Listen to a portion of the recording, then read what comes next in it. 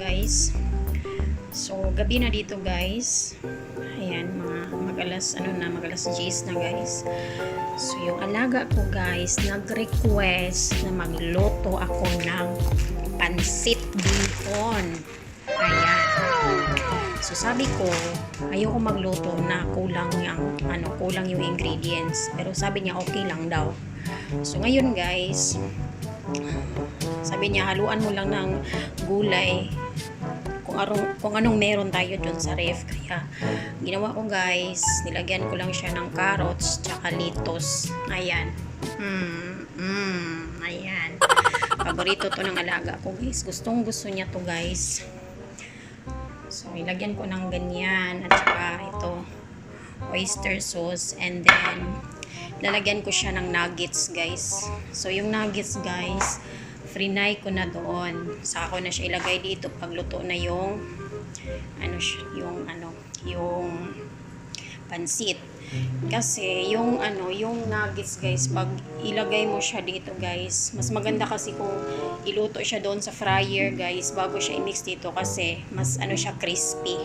Mas masarap siya guys kaysa dito mo siya iluto. Ihalo mo siya together with the pansit. So ngayon guys, ang ginawa ko, frinay ko yung tawag dito, yung nuggets. Ayan, frinay ko siya guys. So yung pansit is luto na siya guys, ihalo ko na lang siya dito. Ayan. So gustong gusto ng alaga ko to guys, yung pansit tsaka yung guys, yung Filipino spaghetti guys. So meron kami dito kasi gustong gusto niya yung yung Filipino spaghetti Filipino style. So ayan. So yun lang guys, ayan. So ito na yung pansit. So ito na siya guys, yung niluto kong pansit na hinaluan ko na nuggets.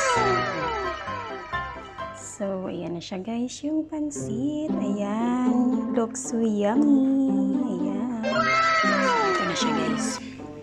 So sabi niya guys, lagyan ko daw siya sa plato na malaki dito, punuin ko daw. Ayan, di ba? Gusto niya kasi ito eh. Gusto niya ito kasi